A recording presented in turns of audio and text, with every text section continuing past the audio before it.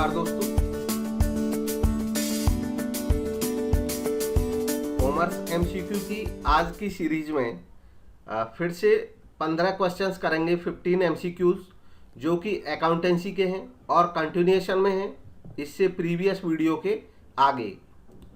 आज का पहला क्वेश्चन है, which of the following included in types of financial analysis. Financial analysis का मतलब होता है फाइनेंशियल स्टेटमेंट को एनालाइज करना, उनसे महत्वपूर्ण जानकारी निकालना। अब फाइनेंशियल एनालिसिस के कई टाइप्स हो सकते हैं। इसमें पूछा है कि इनमें से कौन कौन से टाइप्स हैं फाइनेंशियल एनालिसिस के। गिवन ऑप्शंस में से सही जवाब है option D, all of the above. ये सभी फाइनेंशियल एनालिसिस के टाइप हैं। डायनामिक एनालिसिस, गतिशील विश्लेषण, जब कई साल के डेटाज का कंपैरिजन करते हैं तो वो डायनामिक एनालिसिस कहलाता है। 2 या 2 से ज़्यादा वर्षों के डेटा का एनालिसिस, कंपैरेटिव टाइप का एनालिसिस होता है ये, और इसको हॉरिजॉन्टल एनालिसिस भी बोला जाता है, हॉरिजॉन्टल एनालिसिस। नेक्स्ट है स्टैटिक एनालिसिस। स्टैटिक एनालिसिस भी फाइनेंशियल एनालिसिस का एक टाइप है। जैसा कि नाम से पता चल रहा है कि स्टैटिक है, स्थिर है। इसमें किसी एक वर्ष के डेटा का ही एनालिसिस किया जाता है और एक ही वर्ष के जो डेटा होते हैं उनका आपस में एनालिसिस किया जाता है। जैसे वर्ष 2020 की जो सेल है वो 20 लाख है। अब हम इस 20 लाख के साथ इसी ईयर के कि जब 20 लाख सेल है तो कॉस्ट कितना था, cost of goods sold, operating expenses कितने थे, उनका इससे क्या रिलेशन था, ग्रॉस प्रॉफिट कितना था, ऑपरेटिंग प्रॉफिट कितना था, नेट प्रॉफिट कितना था, अर्निंग पर शेयर ईपीएस कितना है। तो जब इस तरीके से हम एनालिसिस करते हैं कि इसका कितने परसेंट है, तो एक ही ईयर के डेटाज का आपस में मिलान किया जाता है। ये स्टैटिक एनालिसिस होता है। स्टैटिक एनालिसिस को हम वर्टिकल एनालिसिस भी बोलते हैं, इसको वर्टिकल एनालिसिस भी बोला जाता है। नेक्स्ट है एक्सटर्नल एनालिसिस, जब एक संस्था का बाहरी संस्थाओं के साथ मिलान करते हैं डेटा का। इंटरनल एनालिसिस, जब एक संस्था के अंदर ही जो डेटा होता है फाइनेंशियल स्टेटमेंट्स का उसके ऊपर एनालिसिस करते हैं। नेक्स्ट है 247। इसमें पूछा है the technique in which total of assets and liabilities is converted into 100। अब टेक्निक के बारे में बात हो रही है, फाइनेंशियल एनालिसिस की टेक्निक ही है ये, और इसमें पूछा जा रहा है कि total of asset and liability को कन्वर्ट कर दिया जाता है 100 में। ये कौन सी टेक्निक होती है? ये एनालिसिस की ही एक टेक्निक होती है। और गिवन ऑप्शंस में से जो सही जवाब है वो है option B, common size balance sheet. Common size balance sheet भी हो सकती है और कॉमन साइज इनकम स्टेटमेंट भी हो सकता है। कॉमन साइज बैलेंस शीट जब बनाते हैं तो इस तरीके से बनती है। फॉर एग्जाम्पल, मैं एक साइड इसकी बैलेंस शीट की बना के दिखाता हूँ, डेटा खाली लिख करके कुछ। मान लीजिए किसी संस्था की जो शेयर कैपिटल है वो 8 लाख है और उसी संस्था के मान लीजिए इसके जो लायबिलिटीज़ हैं, करंट लायबिलिटीज़ हैं इसके 12 लाख के। सपोज करते हैं 2 ही डेटा है तो टोटल हो जाएगा इसका 20 लाख। ऐसे ही एसेट साइड में मान लीजिए 2 ही डेटा हैं तो नॉन करंट एसेट हो गया और करंट एसेट। अब जो नॉन करंट एसेट है मान लीजिए वो भी 10 लाख है और करंट एसेट भी 10 लाख है। कॉमन साइज स्टेटमेंट में क्या करते हैं, साइज कॉमन करने के लिए इसको 100 मान लिया जाता है टोटल को। इधर लिख देता हूं मैं, उधर जगह नहीं है। 100 इसको टोटल को कर देते हैं, एसेट को भी और लायबिलिटीज को भी, और इनको इसके परसेंटेज के फॉर्म में निकाल लिया जाता है। जैसे ये 20 लाख का ये 8 लाख कितने परसेंट है, इसमें ये चेक कर लिया जाएगा तो ये 40% आ जाएगा। और ये 12 लाख 20 लाख का कितने परसेंट है, ये आ जाएगा यहाँ पे 60%। तो हम ये कह सकते हैं कि जो करंट लायबिलिटीज़ हैं वो 60% हैं टोटल ऑफ लायबिलिटीज़ की, लायबिलिटी साइड का जो कंप्लीट टोटल है। ठीक वैसे ही यहाँ पे ये 50-50% आ जाएंगे, करंट एसेट भी और नॉन करंट एसेट भी, टोटल ऑफ एसेट का। तो जब इस तरीके से ऐसे दूसरी संस्था का भी हम कॉमन साइज बना लेंगे तो आपस में उनकी तुलना आसानी से हो जाएगी, क्योंकि अब परसेंटेज पे रह जाएगी बात, एब्सोल्यूट अमाउंट पे नहीं रहेगी। ये कॉमन साइज बैलेंस शीट कहलाती है। नेक्स्ट देखते हैं 248। इसमें पूछा गया है विच ratio among the following is the best measure of profitability. इनमें से कौन सा रेशियो प्रॉफिटेबिलिटी का बेस्ट मेजर है, सबसे अच्छा माप है? गिवन ऑप्शंस में से सही जवाब है option B, return on asset, संपत्तियों पर प्रत्याय। एक संस्था की कितनी संपत्ति लगी हुई है संस्था में और उस पर क्या रिटर्न मिल रहा है, यहाँ पे रिटर्न का मतलब प्रॉफिट है। जैसे किसी संस्था ने 20 लाख की टोटल उसकी एसेट्स इन्वेस्टेड हैं और सपोज करिए 2 लाख वो प्रॉफिट कमा रहे हैं, तो हम कहेंगे कि 10% उसका रिटर्न ऑन एसेट हो गया। बाकी जो रेशियोज हैं इसमें डेट इक्विटी रेशियो, ये सोल्वेंसी का मापक होता है। करंट रेशियो, ये शॉर्ट टर्म सोल्वेंसी या लिक्विडिटी का मापक होता है। टाइम इंटरेस्ट अर्न रेशियो, ये भी सोल्वेंसी का ही मापक होता है। तो इसलिए 20 का सही जवाब हो गया। नेक्स्ट देखेंगे 249, formula for interest coverage ratio. Interest coverage ratio का फार्मूला इसमें से क्या है? गिवन ऑप्शंस में से सही जवाब है option C, earning before interest and tax upon interest on debt. देखो ये होता क्या है, ये फॉर्मूला ये कहता है कि इंटरेस्ट कवरेज रेशियो यानी कि ऐसा रेशियो जो इंटरेस्ट की कवरेज को बताता है। मतलब इंटरेस्ट की कवरेज का मतलब हो गया है कि कोई संस्था का जो प्रॉफिट है वो इंटरेस्ट को कवर करता है या नहीं करता है, करता है तो कितने अच्छे से करता है, कितने टाइम्स करता है। इसको यूं समझें कि जैसे कि मान लो किसी संस्था के जो प्रॉफिट्स हैं, कोई भी टैक्स या इंटरेस्ट देने से पहले अगर उस संस्था के जो प्रॉफिट्स हैं वो सपोज करिए 12 लाख हैं। अब हमने देखा संस्था जो डेट पे इंटरेस्ट दे रही है, लॉन्ग टर्म डेट पे, वो दे रही है 2 लाख। तो हम कहेंगे कि जो प्रॉफिट है वो इसका इंटरेस्ट का 6 टाइम है, 6 गुना है। इसलिए ये रेशियो दिखाया अभी टाइम्स में जाता है, 6 गुना। इसका मतलब है कि संस्था के जो प्रॉफिट्स हैं वो 6 टाइम है इसके इंटरेस्ट के। तो इट मीन्स ये कवर करता है इंटरेस्ट को अच्छे तरीके से प्रॉफिट, क्योंकि इंटरेस्ट को देने के बाद भी सफिशिएंट अमाउंट संस्था के पास बच जाएगी। इस रेशियो का कोई आइडियल रेशियो नहीं है, ये जितना ज़्यादा होगा उतना अच्छा माना जाएगा, उतना ज़्यादा फर्म सोल्वेंट मानी जाएगी, सक्षम मानी जाएगी। नेक्स्ट है 250, इसमें पूछा गया है which of the following is popularly use to reflect the efficiency of business या मैनेजर। इनमें से कौन सा ऐसा रेशियो है जो मैनेजर की या बिजनेस की एफिशिएंसी को दर्शाता है? तो गिवन ऑप्शंस में सही जवाब है option B, turnover ratio. Turnover ratio जितने भी होते हैं, टर्नओवर का मतलब होता है सेल्स से जो पैसा आता है संस्था के पास, उसके मेजर जो बिजनेस है उससे जो अर्निंग होती है, उस टोटल अर्निंग को, प्रॉफिट को नहीं, उस टोटल कमाई को टर्नओवर बोला जाता है। तो टर्नओवर रेशियोज होते हैं आमतौर पे वो संस्था की एफिशिएंसी को बताते हैं। जैसे इसके जितने भी टर्नओवर रेशियो, जैसे डेटर टर्नओवर रेशियो, ये बताएगा डेटर्स का उसके टर्नओवर के साथ relation. Creditor turnover ratio, creditors का टर्नओवर के साथ रिलेशन।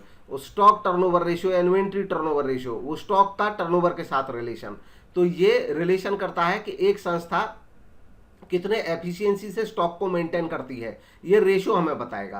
क्रेडिटर्स को कितने एफिशिएंसी से मेंटेन करती है, डेटर्स को कितने एफिशिएंसी से मेंटेन करती है। तो ये सब हमें टर्नओवर रेशियो से जानकारी मिलती है। बाकी क्विक रेशियो ये लिक्विडिटी को बताता है, डेट इक्विटी रेशियो ये लॉन्ग टर्म सोल्वेंसी को बताता है, ऑपरेटिंग प्रॉफिट रेशियो ये एक प्रॉफिटेबिलिटी रेशियो है। नेक्स्ट देखेंगे 251, इसमें पूछा गया है ideal acid test ratio is usually assume to be. एक आदर्श अनुपात एसिड टेस्ट रेशियो कौन सा माना जाएगा? एसिड टेस्ट रेशियो को लिक्विड रेशियो भी बोल दिया जाता है और क्विक रेशियो भी बोल दिया जाता है। इसको तरलता अनुपात भी बोला जाता है और त्वरित अनुपात भी इसी को बोला जाता है हिंदी में।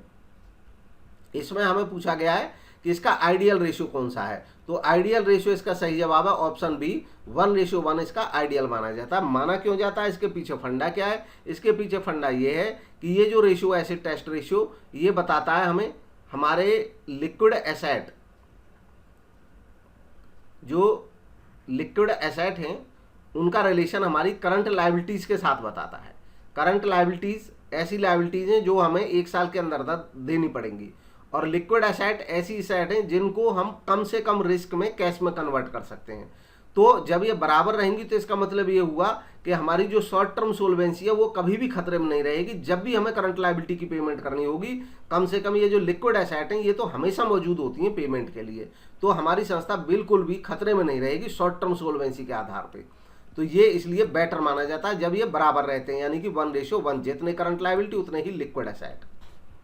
नेक्स्ट है अगला question, which of the following is not an activity ratio. Given options में से कौन सा एक्टिविटी रेशियो नहीं है। अब इनमें जो नहीं है उसकी पहचान करनी है।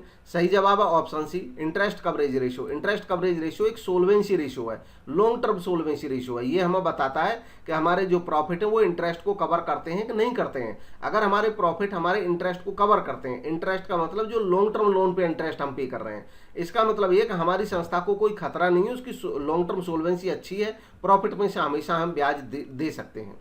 इन्वेंट्री टर्नओवर रेशियो और investment turnover ratio, trade payable turnover ratio, जितने भी टर्नओवर रेशियोज हैं ये सब एक्टिविटी रेशियोज होते हैं। नेक्स्ट है 253, the ratio that is used to ascertain the soundness of long term financial of the business. अब एक फर्म की लॉन्ग टर्म फाइनेंशियल पोजीशन यानी कि लॉन्ग टर्म सोल्वेंसी की बात हो रही है, कौन सा रेशियो बताता है। गिवन ऑप्शन से ए बी सी डी तक चारों देख लो और फिर आइडिया लगाएं कौन सा इसका सही जवाब है। गिवन ऑप्शन में सही जवाब है option A, debt equity ratio, ऋण क्षमता अनुपात। डेट का मतलब लॉन्ग टर्म डेट और इक्विटी का मतलब शेयर होल्डर्स फंड, जिसमें शेयर कैपिटल आ जाती है, चाहे वो इक्विटी हो चाहे प्रेफरेंस हो, और उसके साथ साथ इसमें जो रिजर्व होते हैं जिन पर राइट होता है शेयर होल्डर्स का, वो भी इसमें शामिल हो जाते हैं, रिजर्व एंड सरप्लस। नेक्स्ट देखेंगे 254, the ratio use to assess the short term debt paying capacity of the concern. Short term debt paying का हो या शॉर्ट टर्म लिक्विडिटी का हो या शॉर्ट टर्म सोल्वेंसी का हो, एक ही बात है। जो शॉर्ट टर्म डेट को पे करने की क्षमता को बताता है रेशियो, इनमें से वो रेशियो कौन सा है। तो गिवन ऑप्शंस में सही जवाब है option C, liquid ratio. Liquid ratio के बारे में ऑलरेडी डिस्कस कर चुके हैं। इसको एसिड टेस्ट रेशियो भी बोल दिया जाता है और इसको लिक्विड रेशियो भी बोल दिया जाता है, क्विक रेशियो भी इसी को बोल दिया जाता है। नेक्स्ट है 255, the most precise test of liquidity. अब लिक्विडिटी के भी अलग अलग रेशियोज हो सकते हैं, तो मोस्ट प्रिसाइज सबसे सटीक परीक्षण कौन सा है लिक्विडिटी का। लिक्विडिटी का मतलब ability to repay the short term liabilities. Short term liabilities को पे करने की जो एबिलिटी है वो लिक्विडिटी होती है। तो गिवन ऑप्शंस में सही जवाब है option C, absolute liquid ratio. Absolute liquid ratio जो लिक्विड रेशियो होता है उससे भी ज्यादा एब्सोल्यूट होता है। जो करंट रेशियो होता है ये एक क्विक रेशियो या लिक्विड रेशियो होता ही है। करंट रेशियो भी से भी ज़्यादा लिक्विड होता है क्विक रेशियो, जिसको हम लिक्विड रेशियो भी बोल देते हैं या एसिड टेस्ट भी बोल देते हैं, और इससे भी ज़्यादा लिक्विड होता है एब्सोल्यूट लिक्विड रेशियो। तो ये सबसे ज़्यादा अच्छा टेस्ट माना जाता है लिक्विडिटी का। नेक्स्ट है gross profit ratio is calculated by. Gross profit ratio कैसे कैलकुलेट करते हैं। तो गिवन ऑप्शन में सही जवाब है option B, gross profit upon net sale into 100, direct formula है इसमें। नेक्स्ट क्वेश्चन है 257, activity ratios are also termed as. Activity ratios को इस नाम से भी जाना जाता है। तो जो एक्टिविटी रेशियोज होते हैं वो संस्था की एक्टिविटीज में परफॉर्मेंस कैसी है इस चीज को बताते हैं। संस्था how actively the management perform, कितने एक्टिवली मैनेजमेंट परफॉर्म कर रही है डिफरेंट पैरामीटर्स पे संस्था में। तो इन रेशियोज के अलग अलग नाम है, इनको एफिशिएंसी रेशियो भी बोल देते हैं, टर्नओवर रेशियो भी बोल देते हैं, और इसलिए जो सही जवाब हो जाएगा वो ऑप्शन डी हो जाएगा, efficiency ratios and turnover ratios. Next है, इसके अलावा इनको परफॉर्मेंस रेशियो भी बोला जाता है।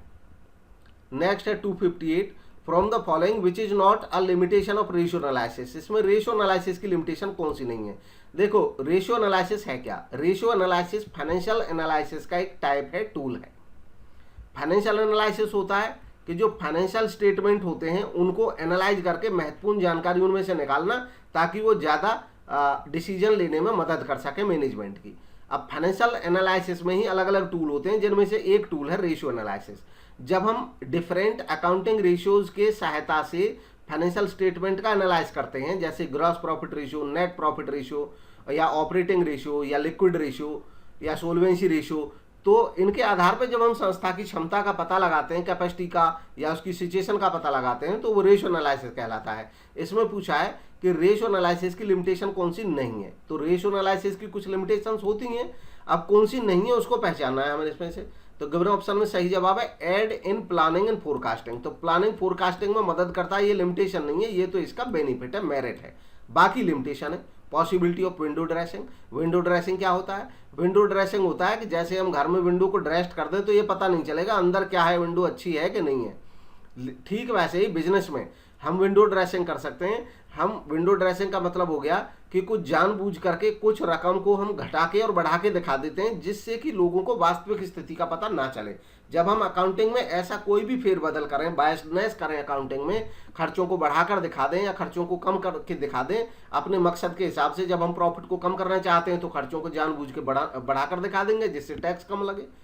तो इस तरीके से डिफरेंट टाइप से हम विंडो ड्रेसिंग कर सकते हैं। अब विंडो ड्रेसिंग क्योंकि अकाउंटिंग में हो सकती है, और अगर हमने विंडो ड्रेसिंग कर ली तो रेशियो पे भी उसका प्रभाव पड़ेगा, ये इसकी लिमिटेशन है। रेशियो उसको दूर नहीं कर पाएगा, रेशियो भी गलत रिजल्ट देगा हमको।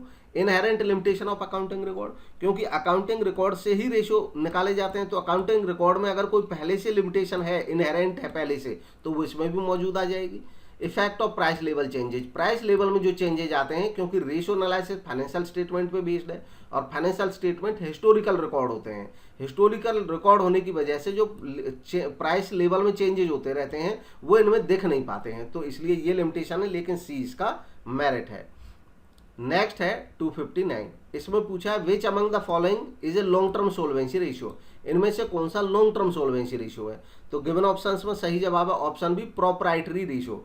प्रोप्राइटरी रेशियो जो होता है ये हमें प्रोप्राइटर्स फंड और टोटल असेट के बीच में रिलेशन बताता है। प्रोप्राइटर्स फंड मालिकों का पैसा और टोटल असेट, क्योंकि टोटल असेट फाइनेंस होती है दो चीज़ों से, या तो मालिकों के पैसे से खरीदेंगे हम असेट अपने बिजनेस में, या उधार के पैसे से खरीदेंगे। तो जो प्रोप्राइटर्स फंड है वो बताता है कि टोटल असेट्स में मालिकों के पैसे का कितना अंशदान है, तो इसलिए ये भी हमें सोल्वेंसी को ही बताता है। ये मालिकों के पैसे का अंशदान जितना ज्यादा होगा हमारी एसेट में, इसका मतलब लोन का अंशदान उतना कम होगा। तो लोन का अंशदान जितना कम होगा वो हमारी सोल्वेंसी को बताएगा कि हम ज्यादा सक्षम हैं। सोल्वेंसी का मतलब ability to repay our debts in time. Solvency का मतलब हम टाइम पे अपने लोन को पेमेंट कर सकें, तो इसलिए 20 का सही जवाब हो गया। नेक्स्ट और लास्ट क्वेश्चन है आज का, the two basic measures of liquidity are, liquidity के दो बेसिक मेजर इनमें से कौन कौन से वो बताने हैं। तो गिवन ऑप्शंस में से सही जवाब है ऑप्शन बी, करंट रेशियो और लिक्विड रेशियो दोनों ही लिक्विडिटी के मेजर्स हैं। तो ये थे आज के क्वेश्चंस। कमेंट के माध्यम से आप अपने व्यूज बता सकते हैं। वीडियो अच्छा लगा तो लाइक जरूर करें। Thank you for watching.